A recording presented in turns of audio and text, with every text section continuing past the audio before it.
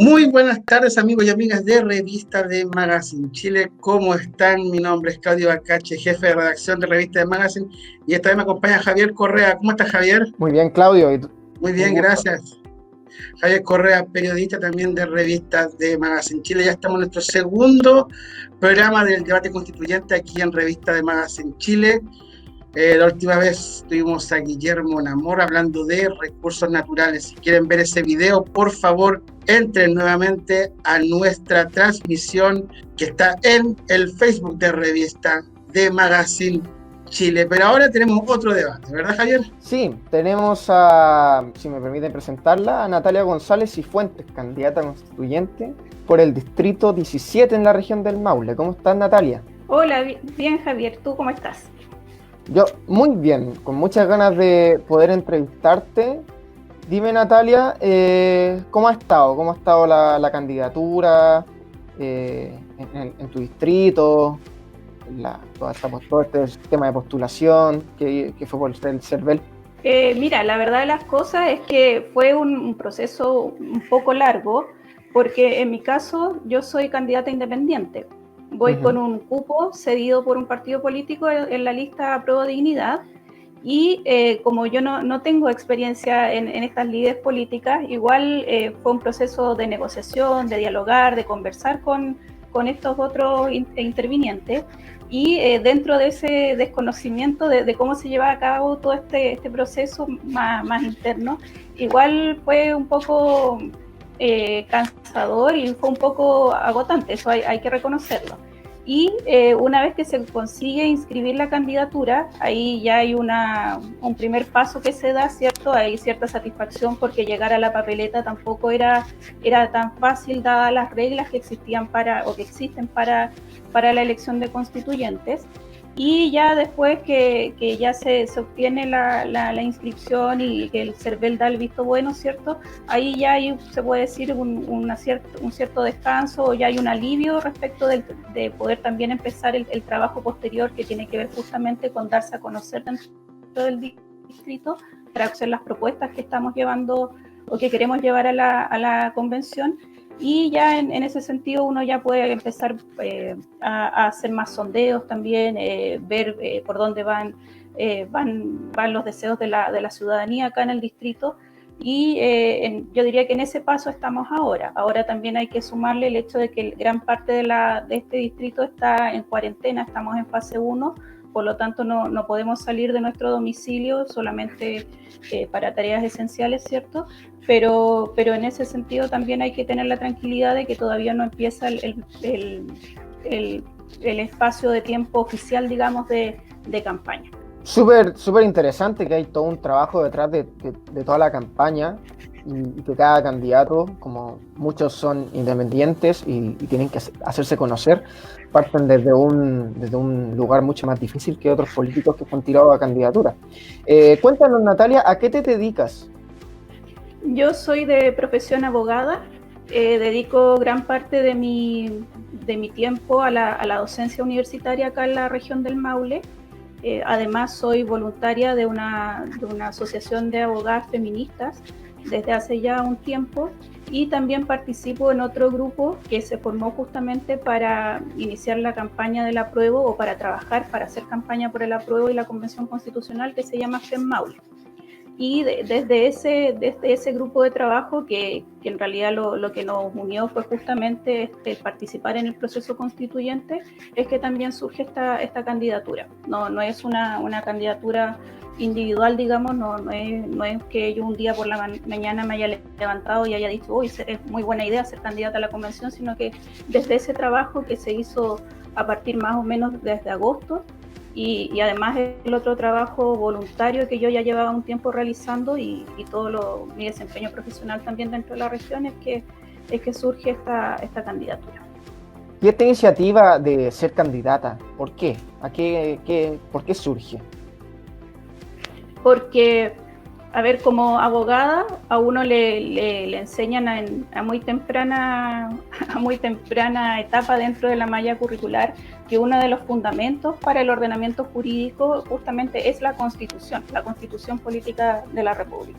Entonces, a medida que tú vas avanzando en el estudio del derecho, y en el caso de nuestro país, por cómo se construye el sistema, vas adquiriendo ciertas competencias y ciertas herramientas para ejercer tu labor como abogada o como abogado, y esa labor nunca se desconecta del todo de la Constitución, muy a pesar de lo que se proponía por el rechazo en la campaña. Y en ese sentido, una de las áreas en las que yo me he especializado justamente tiene que ver con la investigación y la defensa de los derechos sexuales y reproductivos, que hoy en día no tienen una consagración dentro de la Constitución.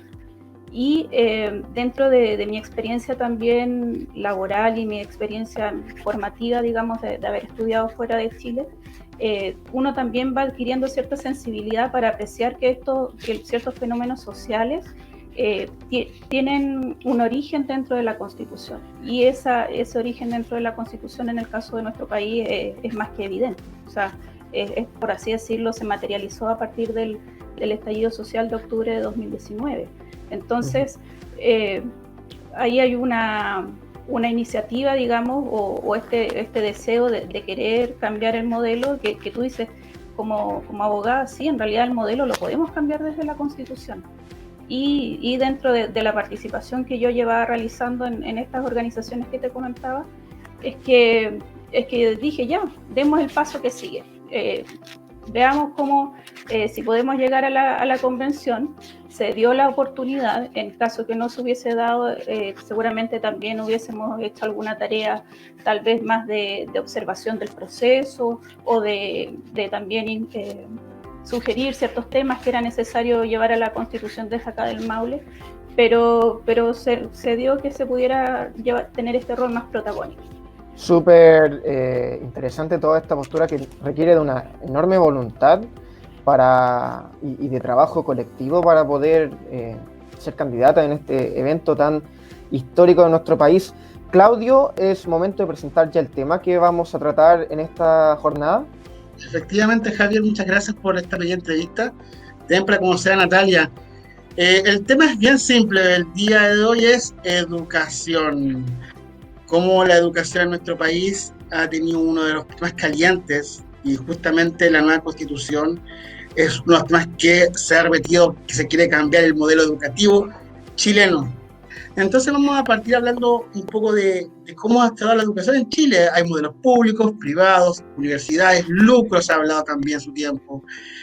Y todo esto, la pregunta es, ¿qué hacemos con el modelo educativo chileno? Vamos a comenzar con la primera pregunta. Desde tu punto de vista, Natalia, ¿cómo se puede reformular el sistema educacional chileno desde la Constitución? Esa es una súper buena pregunta, así como para dar inicio a los distintos temas que podemos ir tocando. Porque la Constitución actual lo que hace es consagrar una libertad a elegir un sistema de educación determinado, sabiendo también que la Constitución actual ha permitido la existencia de un sistema de educación público y de un sistema de educación privado.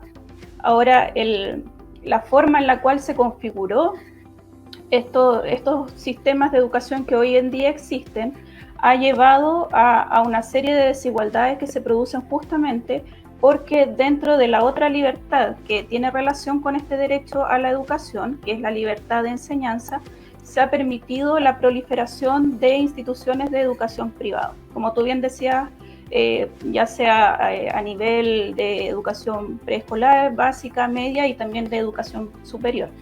Entonces, por lo que habría que partir justamente es la configuración del derecho a la educación, porque como bien dije al principio, lo que está consagrado es una libertad de elegir un sistema u otro, pero esa libertad obviamente está determinada por el poder adquisitivo que tenga los padres, los progenitores o los apoderados del niño o niña o adolescente o adulto, si es que es educación superior, pero no tiene que ver con esta consagración jurídica, sino que tiene que ver más que nada con una situación de hecho que es, como decía recién, es la situación socioeconómica.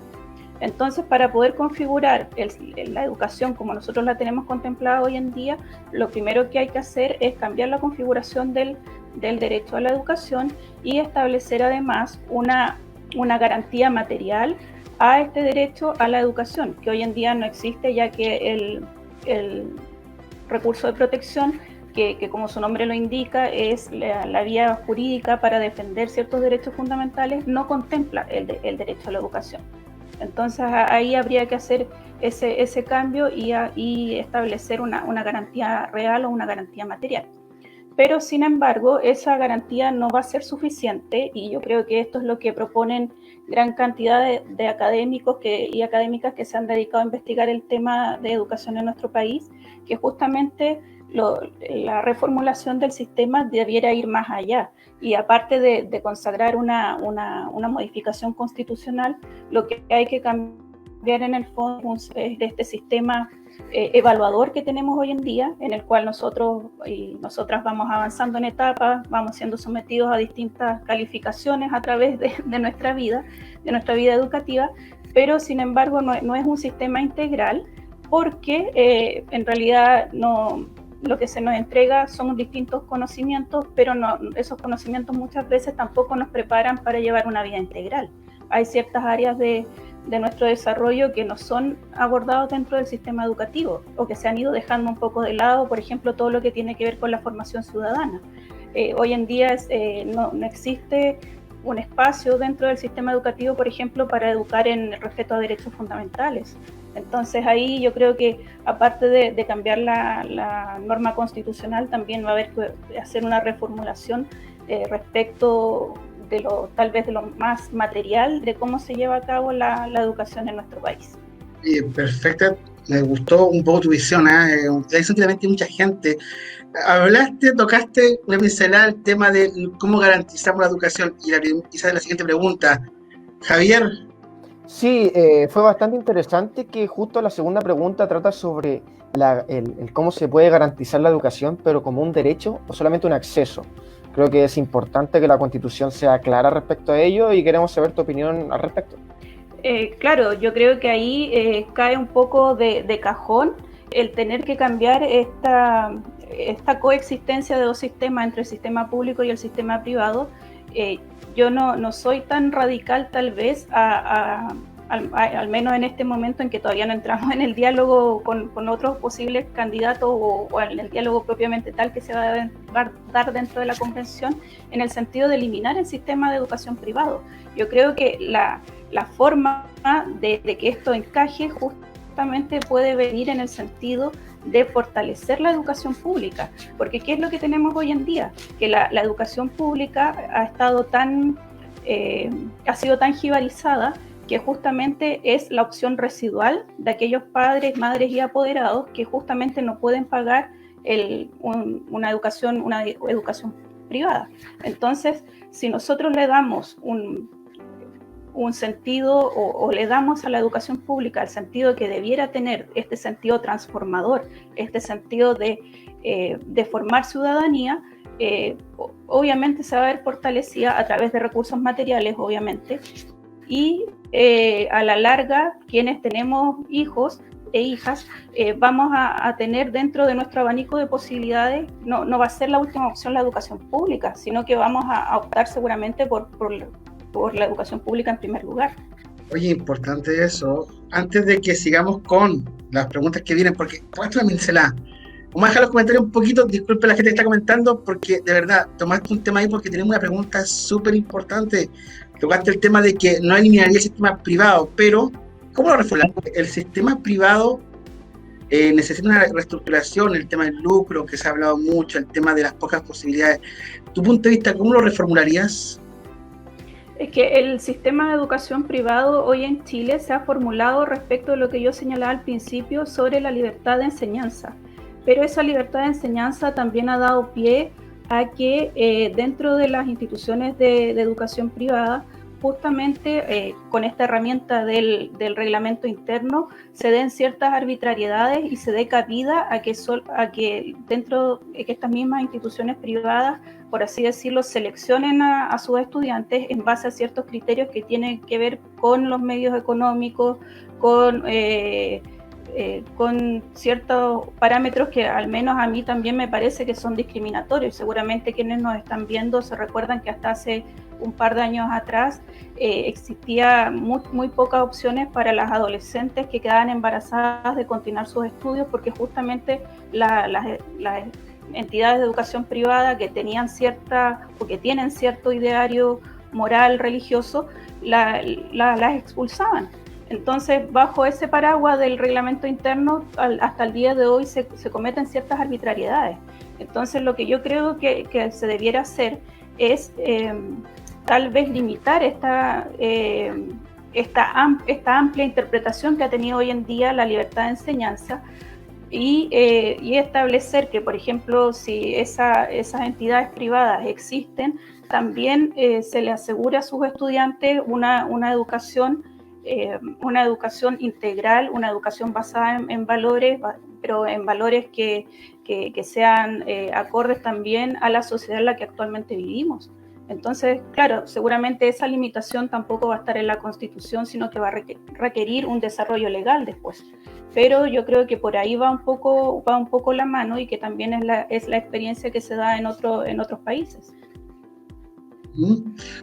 Oye, antes de ir con la siguiente pregunta, Javier, hay que los comentar a la gente porque hay muchas preguntas cuando son 20 con 17 minutos. Ya. Aquí tengo Acá tenemos una primera pregunta de Valentina Paus. Valentina pregunta: ¿qué ejemplos podríamos sacar de otros países relacionados con el sistema educativo? Una pregunta muy interesante y es una perfecta oportunidad, ahora que se está formulando una nueva Carta Magna, para imitar el buen ejemplo de países que han desarrollado un sistema educativo competente en el tiempo. Entonces, ¿de qué manera cree que esto puede llevarse a cabo?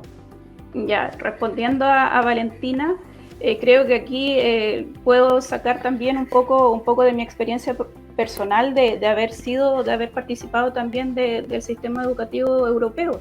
En Europa el sistema de educación público está muy fortalecido, tanto del Estado central en aquellos países que tienen un sistema federal, o el Estado central, como bien digo, aporta recursos, pero también aporta recursos la organización territorial donde está inserto el establecimiento educativo. Eso es lo que ocurre en educación superior. Eso yo creo que es fundamental, como decía antes, para fortalecer la educación pública, la inyección de recursos.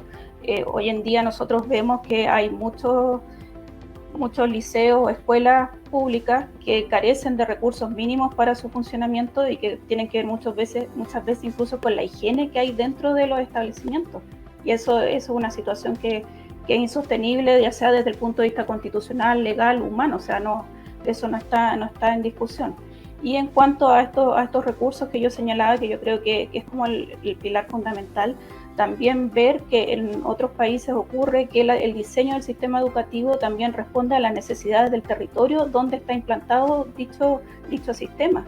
Hoy en día nosotros vemos que cuando existe un sistema o planes nacionales para todos los estudiantes, al menos dentro de la educación obligatoria, pero sin embargo vivimos en un país muy diverso desde el punto de vista climático, geográfico, etnográfico, y esa riqueza también debiera ser recogida dentro de los planes de educación. Hoy, para, no sé, estudiar en el sur de Chile con lluvia, en invierno, no es lo mismo que estudiar en el norte o estudiar con calor, por ejemplo, acá donde vivo yo en el Maule, los primeros meses del año o al final del año. Entonces yo creo que ese también es un buen ejemplo que se puede sacar de otros sistemas. Y también claramente lo que tiene que ver con el desarrollo de la labor docente. Hoy en día nosotros vemos, lamentablemente, por ejemplo, en diciembre hay muchos docentes que son despedidos, que se les termina su contrato en diciembre, pero que son recontratados en marzo, y pasan todo enero y febrero sin un ingreso. Entonces eso claramente va en desmedro de la labor docente. Y también cambiar lo que yo hablaba al principio respecto de este sistema tan evaluador que tenemos nosotros.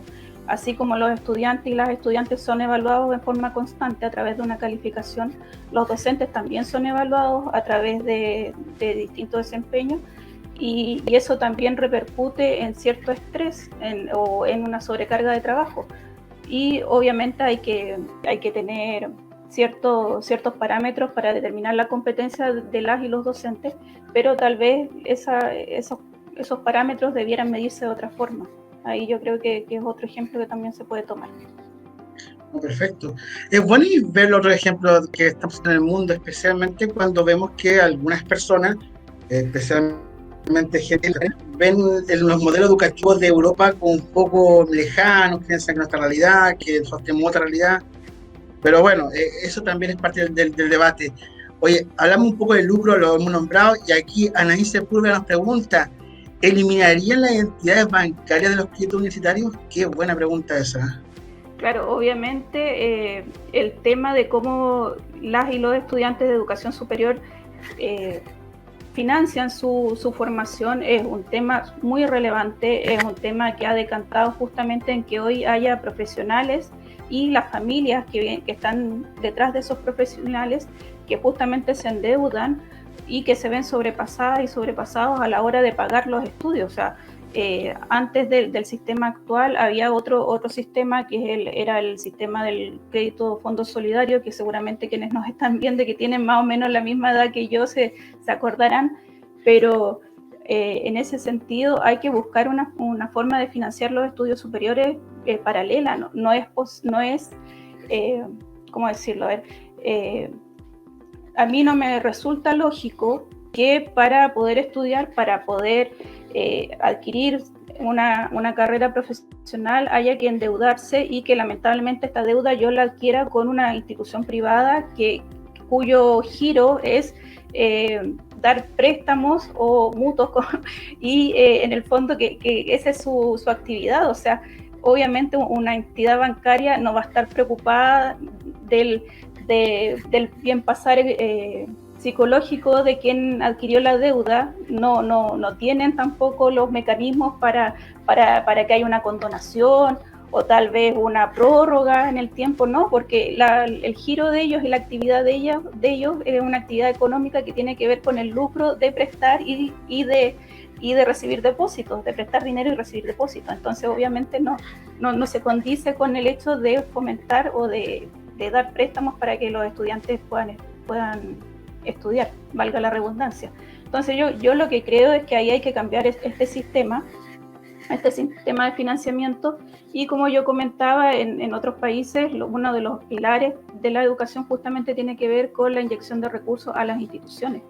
En países europeos la educación superior en las entidades públicas es gratuita.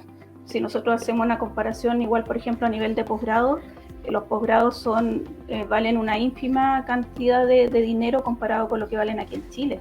Entonces, no puede ser que las instituciones de educación superior se financien a través de aranceles, sino que el financiamiento tiene que venir de otra parte.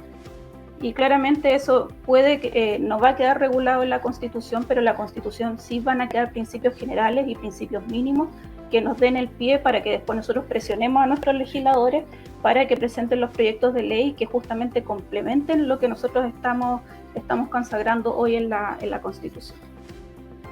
Claro, mucha gente advierte que la Constitución actúa como un paraguas legal, que un marco regulatorio que es capaz de dar pie a nuevas leyes que tengan un carácter mucho más social o solidario en este caso con el estudiante y los profesores en el sistema educativo. Hablando de este tipo de leyes que regulan de una forma más inclusiva la forma como la perspectiva educativa que tiene nuestro país, ¿debe la Constitución garantizar la educación con perspectiva de género o es algo que ya ocupa un lugar específico dentro de las regulaciones legales del sistema educativo chileno? Claro, como abogada y dentro del activismo que yo he desarrollado y que pretendo seguir desarrollando, obviamente, una de las banderas o uno de los temas que queremos llevar a la Constitución justamente tiene que ver con que la Constitución incluye una perspectiva de género, pero queremos que esta perspectiva de género se incluya desde el artículo primero hasta el artículo final, sea cual sea el número que se alcance. Entonces, si nosotros conseguimos que la educación en Chile se pueda implementar con una perspectiva de género, esa perspectiva de género va a irradiar para que a la hora de realizar los programas educativos, a la hora tal vez de elegir los directivos dentro de los establecimientos, el personal que trabaja dentro de los establecimientos educativos, también se tomen decisiones que respeten y que tengan incluida esta perspectiva de género. ¿En qué sentido? En que claramente, y está comprobado, que realizar educación a temprana edad con perspectiva de género fomenta el respeto entre niños y niñas y el respeto también cuando ellos ya son adultos y adultas. Entonces, claramente es necesario que la educación contenga una perspectiva de género, porque esto nos lleva a una mejor convivencia y a la larga desemboca incluso en menos gasto a nivel estatal, por ejemplo, en prevención de delitos, también desemboca en la comisión de menos delitos violentos hacia la mujer. Entonces, partir desde esa base claramente es una buena idea y es algo que se tiene que tomar en cuenta. Por supuesto, debemos considerar todas las perspectivas que hay de género en nuestra sociedad actual. O sea, creo que es importante y creo que todos estamos de acuerdo en que debemos incluir la perspectiva de género en varios puntos y que tenemos la posibilidad de reescribir la Carta Magna. Es una buena posibilidad de demostrar ese poder que tienen también las mujeres y por supuesto también cambiar un poco la mentalidad, porque esta Constitución viene hace 40 años atrás, cuando quizá el rol de la mujer no era el más prominente, sin desmerecer de que hubo muchas mujeres en los 80, los 70, que también fueron bastante revolucionarias, también gente de la comunidad LGTBI, trans. Oye, este movimiento social, que fue el que desembocó en la nueva Constitución, o sea, eso hay que admitirlo, eso yo creo que, independientemente del color político, hay que admitir que eso fue el detonante. Pero esto tiene antecedentes, y los antecedentes vienen desde muchos pequeños estallidos que hubo. Recordando el año 2012, si nos recordamos la revolución universitaria, donde estuvo Camila Vallejo, Giorgio Jackson, Gabriel Boric, para que algunos hablaban del lucro de la educación. Entonces, la última pregunta es de este tema: ¿cómo abordarías el tema de las universidades privadas y su regulación, el lucro y todo eso? Esa también es una muy buena pregunta, porque no podemos obviar la coexistencia de universidades privadas y de universidades públicas dentro de nuestro país. Entonces, como yo decía al principio, tal vez una de las fórmulas que se podrían implementar tiene que ver justamente con que las distintas universidades tengan esta impronta o este mandato de realizar ciertas actividades que también desembocan en la comunidad en la cual están insertas. Entonces, hoy en día, a ver, ¿cuál es la realidad que se da? Que debido al sistema de selección de las universidades, los estudiantes que tienen menor puntaje en la prueba de selección quedan generalmente radicados en las mismas universidades. O sea, se da una segregación respecto del desempeño de las y los estudiantes. Entonces, en ese sentido, yo creo que ahí hay que poner ojo, por ejemplo, en que existan mecanismos de selección diversos. Y eso es una política que ya se está implementando por algunas universidades, por ejemplo, que justamente privilegian el ingreso con las notas de enseñanza media, para en el fondo, para un poco equilibrar esta balanza respecto también de la preparación que traen los estudiantes que terminan la educación media, porque también ahí hay que hacer un paréntesis respecto de que los estudiantes que ingresan a la educación superior cada vez vienen o tienen condiciones más heterogéneas en cuanto a la preparación que traen, y justamente esas diferencias se ven también por el hecho de que vienen del sistema público o del sistema privado. Eso tampoco se puede desconocer en los hechos. Ahora, como yo decía al principio, lo más importante, creo yo, es fortalecer el rol público de la educación. Si nosotros ponemos en miras que la educación, además de ser un derecho fundamental, tiene un sentido instrumental, que es este sentido de poder darnos las herramientas para que nosotros, a medida que nos desarrollamos, seamos buenos ciudadanos o seamos los mejores ciudadanos posibles y participemos, por ejemplo, en estos procesos, o a través de cabildos, de consultas ciudadanas, de todas las herramientas que puedan existir.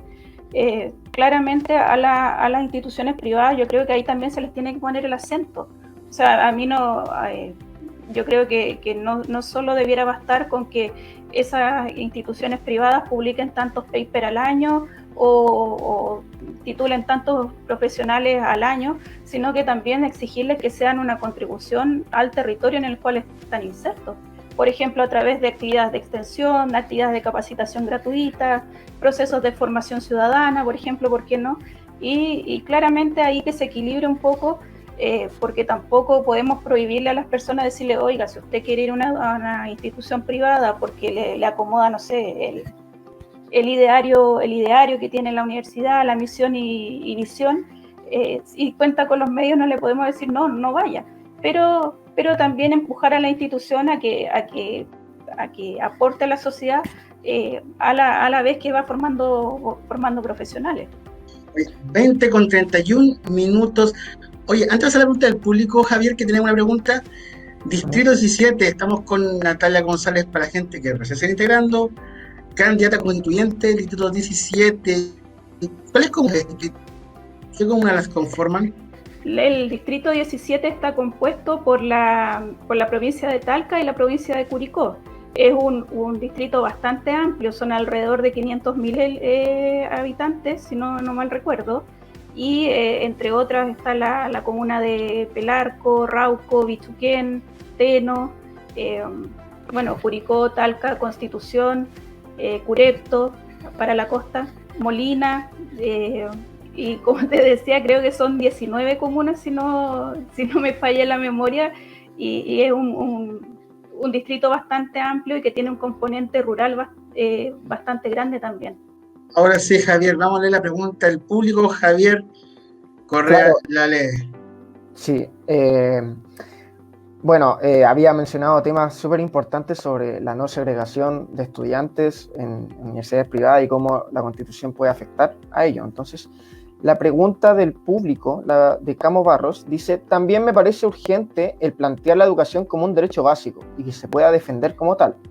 Como lo mencionabas hace un rato, es inevitable hacer una analogía con el sistema de salud porque el área pública también es, sin dudas, una opción residual. ¿Cómo se puede abordar la integridad del derecho a la salud con esta nueva Carta Magna y fortalecer el sistema público? Es una pregunta muy interesante y muy fuerte, mucha gente lo ha pedido por mucho tiempo y bueno, ahora tenemos la oportunidad, entonces, ¿qué opinas? Claro, de toda la información que se ha podido sistematizar acá en el distrito, una vez que ocurrió el estallido social de los distintos cabildos ciudadanos que se fueron desarrollando, justamente educación y salud fueron los temas más comentados respecto de la necesidad urgente de cambio para nuestro país. Entonces ahí lo que nos dice Camo obviamente es súper relevante. Efectivamente, una de las propuestas que se están barajando a nivel de distintas candidaturas y también de distintas organizaciones de la sociedad civil respecto de salud es sustituir el sistema actual por un sistema de salud único, un sistema de seguro único. ¿En qué sentido? En que todos pertenezcamos al mismo o tengamos el mismo seguro de salud, pero que si alguna persona desea complementarlo y tiene los medios económicos para hacerlo, pague, por así decirlo, un suple, como dicen los maestros, o una paga extra para mejorar las condiciones que ya tiene dentro del seguro de salud básico, digamos. Y esa es una de las propuestas que yo he escuchado mayormente. Ahora, claramente la salud también ha sido uno de los temas que a raíz de la Constitución del 80 ha ido disminuyendo en sus recursos y también ha ido, por así decirlo, en bajada respecto del sistema privado. Hoy en día es muy relevante el lugar donde tú habitas para saber qué tipo de atención en salud vas a tener. En ese sentido, por ejemplo, acá nosotros en el Maule no estamos muy alejados geográficamente de Santiago, y sin embargo tenemos un sistema de salud público que tiene muchas deficiencias. Entonces yo ahí también concuerdo con lo que señala Camo y es uno de los temas urgentes a tratar en la Constitución, como fortalecer la salud pública. Yo creo que uno de los pilares también justamente es la inyección de recursos materiales. Perfecto. Oye, agradecemos a Camus Barrios por su pregunta y a toda la gente que está comentando, que nos está mandando saludos, que nos ha puesto dedo arriba, nos ha mandado también buena energía a Natalia, este proceso constituyente que está comenzando, Natalia. Pero no nos podemos, hayamos temas más generales y no podemos no abordar tu región, tu distrito, 17. Sabemos que es un distrito sureño, que tiene muchas desigualdades. Bien, es un distrito que es golpeado por el centralismo que se ha, desde todas las regiones, siempre lo han manifestado, el centralismo, y cómo este también a veces hace que se pierdan recursos y se generen desigualdades. Y ahí viene la siguiente pregunta, desde tu distrito 17, para esa gente, ¿cómo ve la desigualdad de la educación? Ya, esa pregunta igual la puedo responder en parte también por mi experiencia. Yo, además de lo que comentaba al principio respecto de mi profesión y mi trabajo, también soy mamá. Tengo un hijo de 13 y una hija de 10 años. Entonces también ellos o cómo ellos se han ido desarrollando dentro del sistema educativo aquí dentro de la región, es una de las formas a través de las cuales yo también capto cómo es la realidad que enfrentamos. Y hay desigualdad, como dice la pregunta, la desigualdad en educación aquí existe, es patente. Hay mucha falta de recursos materiales, pero también hay problemas de organización de los recursos materiales disponibles para educación pública. Una muchas veces puede preguntar, oye, ¿qué pasa con esta iniciativa? ¿O por qué esta sala le falta esto, etcétera? Y justamente la respuesta que te dan desde el establecimiento es que ese recurso existe, pero por la burocratización de cómo se accede a los recursos todavía no llega. O te dicen va a llegar no sé, llega el mes que viene, o llega desfasado cuando ya se acabó el año escolar. Entonces, esas situaciones yo creo que son situaciones dolorosas, porque justamente como hablábamos al principio, lamentablemente la educación pública es una opción residual. Y creo que aparte de ser doloroso, es injusto, porque cuando uno conversa con las y los apoderados con los que tú compartes, y cuando eres parte de la educación pública, te das cuenta de que existe una intención de que tus hijos e hijas salgan adelante. No, a ver, muchas veces se utiliza, no sé, a lo mejor la descalificación o se tacha a las personas de descuidados o despreocupados con sus hijos, y al menos cuando yo he sido apoderada de educación pública, eso no es lo que yo he visto en la realidad. He visto todo lo contrario, he visto que son personas que se preocupan de comprarle sus materiales, se preocupan de que sus hijos e hijas hagan las tareas, de que estudien los contenidos, y sin embargo cuando tú ves que a pesar de todo ese esfuerzo llueve y hay goteras en la sala, te produce dolor y te produce frustración, porque tú dices, no es justo que esa familia en la cual la mamá puede que tenga un trabajo por horas limpiando casas, y después de ese trabajo por horas limpiando casas está ahí para ayudarle a sus hijos. Yo considero que eso es injusto y me parece doloroso, y considero que es algo que no debiera ocurrir, porque nadie elige, ninguno de nosotros ha elegido la familia o el estrato social en el que le tocó nacer. Entonces ahí cuando por ejemplo un exministro dice, no, es que si hay tanto problema con la techumbre, que los apoderados organicen una completada, organicen un bingo.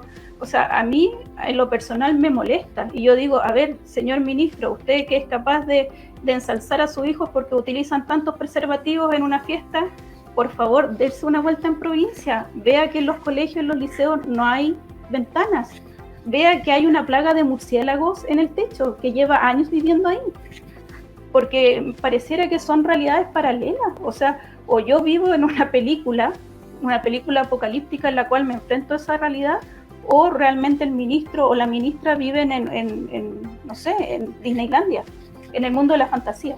Entonces, esas situaciones yo creo que hay que cambiarlas. Y lamentablemente te pueden decir, no, es que la Constitución no va a cambiar todo. pero tiene que tener los principios que nos permitan cambiar eso. Claro, el marco regulatorio es ciertamente muy importante y a una suerte de pregunta doble, el saber cómo usted percibe todas estas situaciones viene acompañado de una segunda pregunta, que sería ¿cuáles serían los desafíos que enfrenta nuestro país a puertas de escribir una nueva constitución para la educación rural en Chile?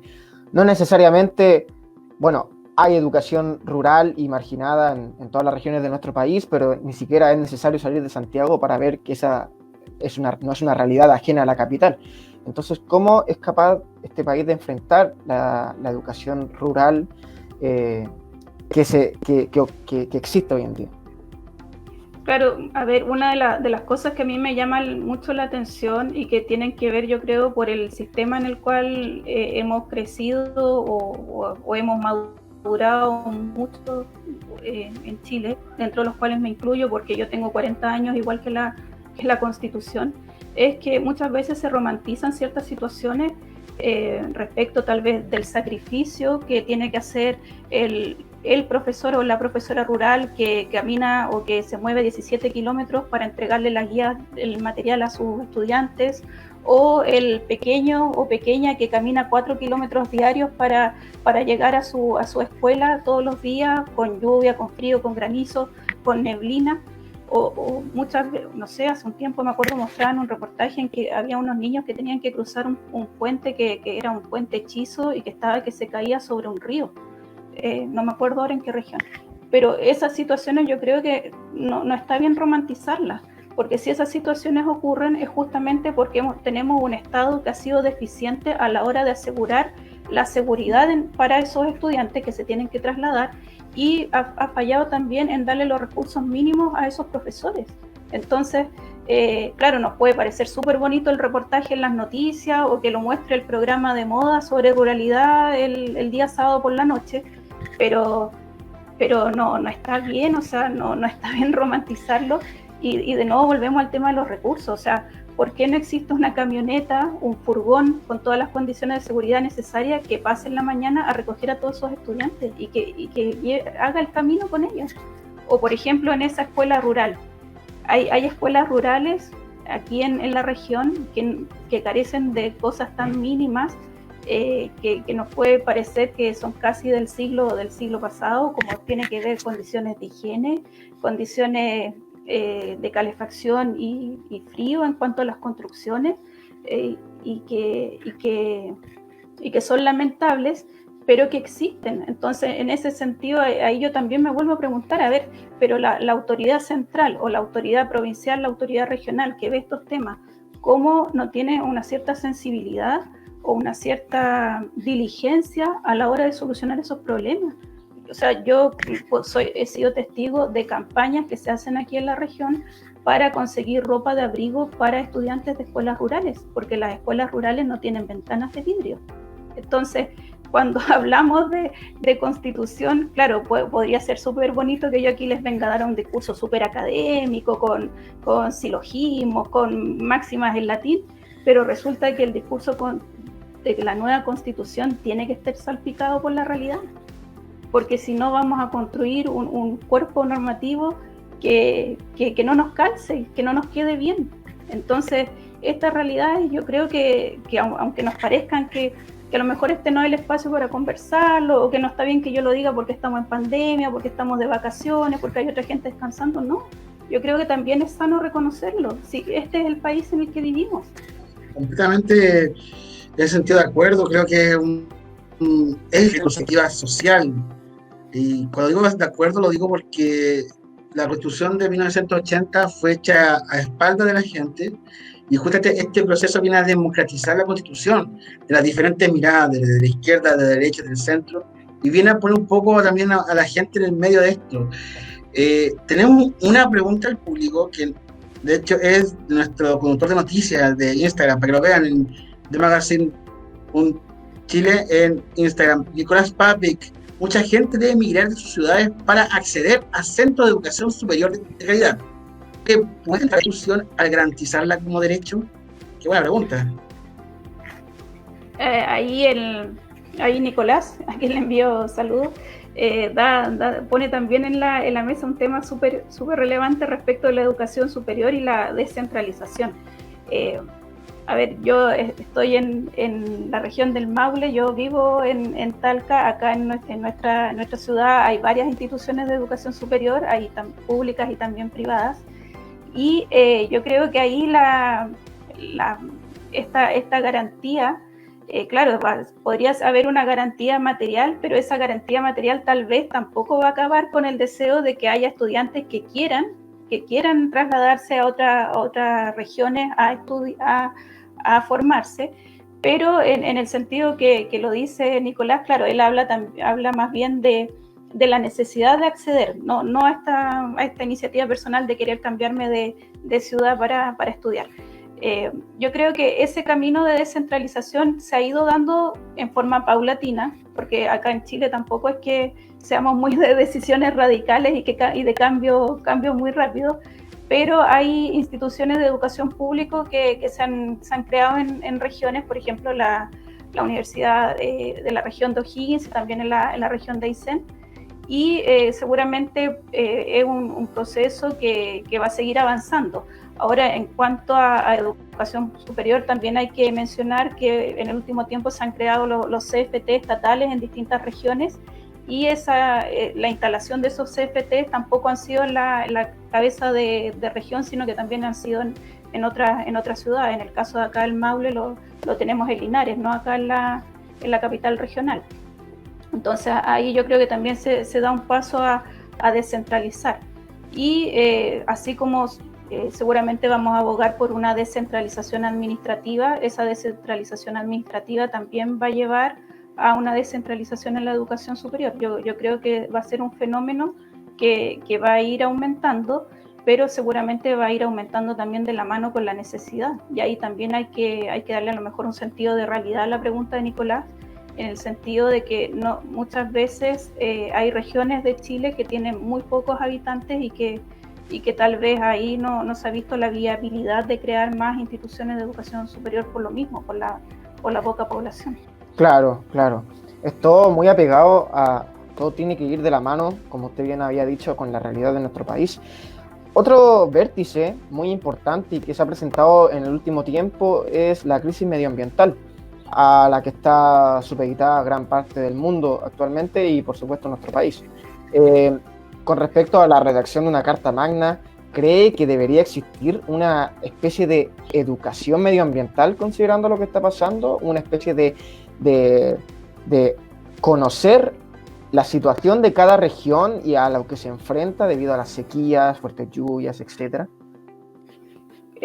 Claro, dentro de las propuestas que han realizado distintas universidades y distintos grupos de investigación en materia de educación, una de las propuestas justamente tiene que ver con cambiar el sistema educativo a través de los distintos programas que se imparten. Porque como comentábamos hace un rato, podemos ver que hoy en día a todos los niños de cuarto básico se les está pasando la misma materia, digamos. Van avanzando en el currículum de la misma manera. Pero ese currículum o esos programas debieran ser enriquecidos justamente con distintos temas que a nosotros y que a las futuras generaciones les preparen no solamente para realizar una actividad laboral, sino que les permitan también su formación de manera más integral. Y dentro de esa formación más integral, obviamente la educación medioambiental yo creo que es uno de los pilares o uno de los temas que debieran desarrollarse con mayor abundamiento. De hecho, yo le comentaba a mi hija pequeña durante la tarde, le dije, hoy me van a preguntar sobre educación. Le dije, ¿qué opinas tú o qué temas crees tú que debieran cambiar? Y ella se sonrió y me dijo un par de cosas, pero resumiendo, claro, ella lo que me quiso expresar justamente era que habían pocas opciones dentro de lo que a ella se le ofrecía en su proceso formativo. Entonces, claramente la educación medioambiental debiera ser incluida en los programas y como señalabas tú, también de la mano con la realidad local de cada estudiante. Yo estoy completamente de acuerdo en ese sentido. Necesitamos tener temas locales, especialmente el medio ambiente, que en el sur es un tema. Pero hay otro tema que también es muy importante, que son nuestros pueblos originarios. ¿Qué pasa con la educación con nuestros pueblos originarios en los colegios? ¿Se debería impartir lenguas, costumbres, una historia más acabada? ¿Y por qué, Nadia? Esa pregunta es muy, muy buena. Yo dentro de mi labor docente, una de las asignaturas que imparto justamente es Historia Institucional de Chile, que es una asignatura que se le da a los estudiantes de Derecho para que puedan conocer la historia de nuestro país, pero a través de las distintas instituciones legales, de las distintas instituciones administrativas. Y uno de los temas, o uno de los tintes que he conseguido ir implementando, y una de las visiones que he conseguido ir dándole al programa que me entrega mi casa de estudio, es justamente darle la otra mirada, o intento darle una otra mirada a la historia de Chile como nosotros la hemos estudiado en los últimos años. Y una de las formas justamente ha sido a través de la inclusión de distintos artículos o de distintos libros que entregan otra visión respecto de nuestra historia.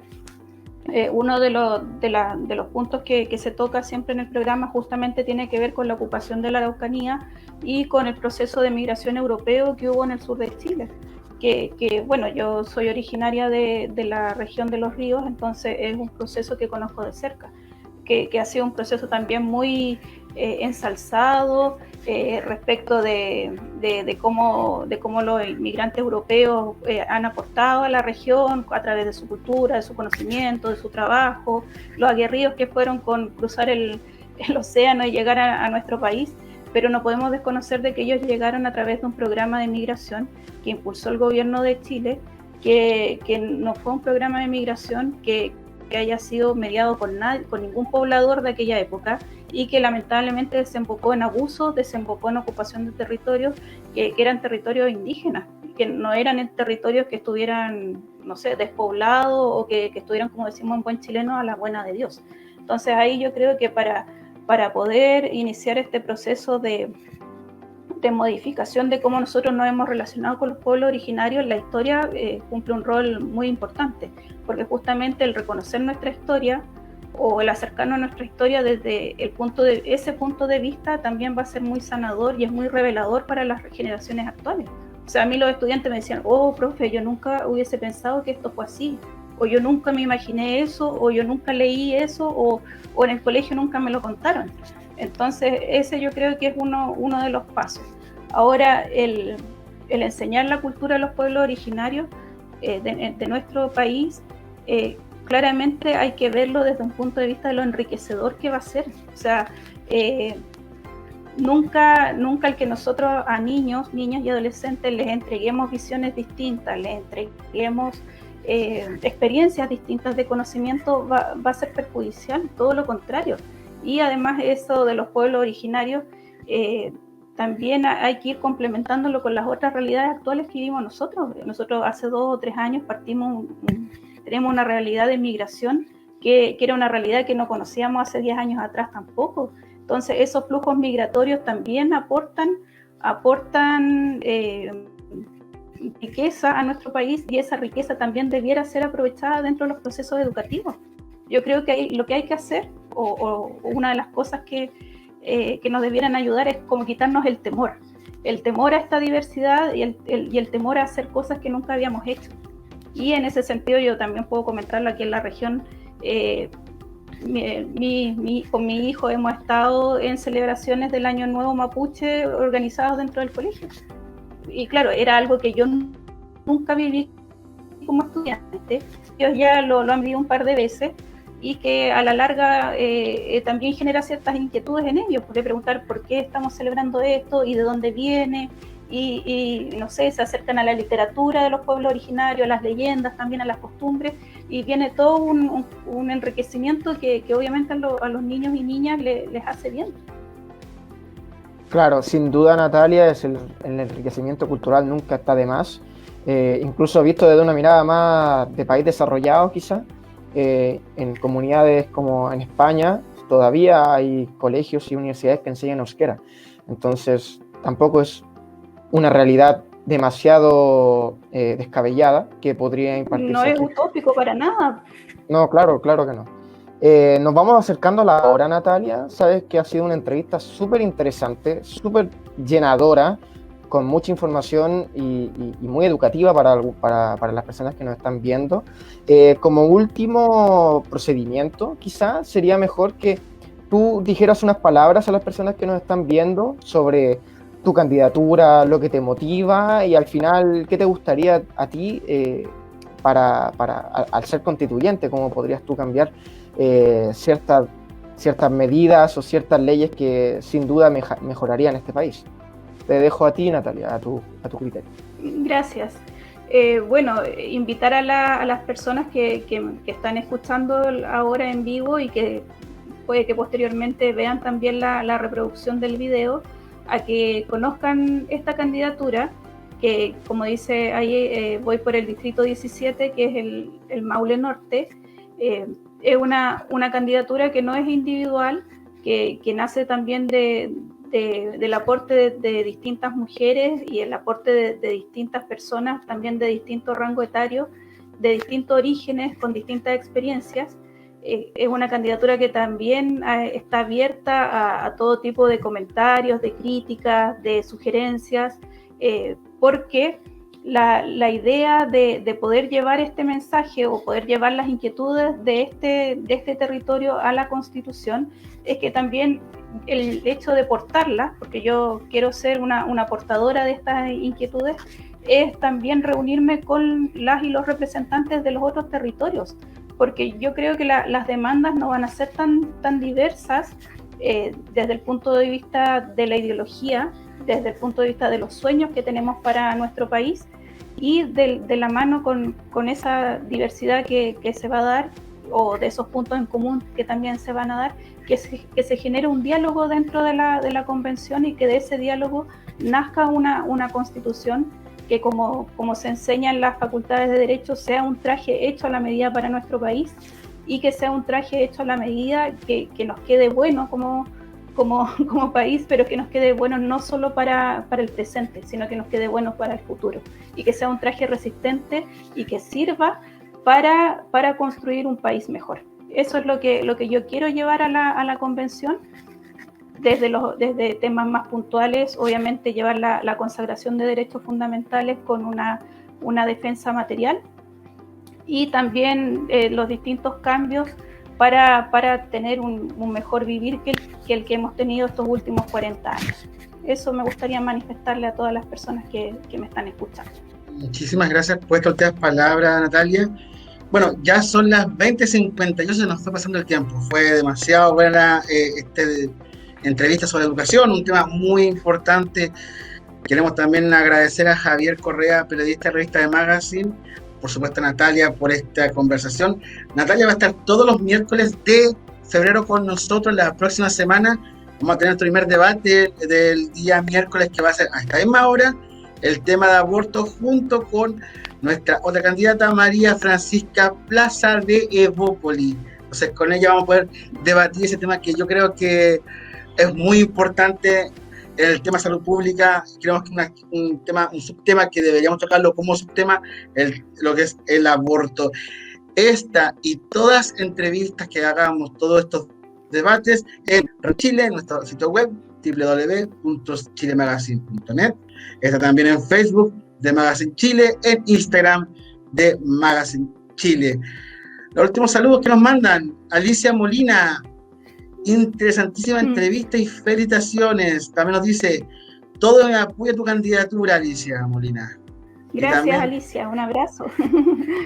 Y también Matías nos manda este signo, vamos arriba, que el signo de la fuerza. Vamos que se puede. Vamos que se puede. A todos quienes participaron, los comentarios, por supuesto a Natalia, Javier. Nos vamos encontrando hasta el próximo día miércoles a las 20 horas, junto con Natalia y junto después con Francisca. Nos vemos el próximo miércoles, estimada. Que estés muy bien y que tengas una muy buena semana y una buena campaña. Nos vemos, Javier. Muchas gracias. Nos vemos, Javier. Nos vemos, Claudio. Hasta luego. Hasta luego.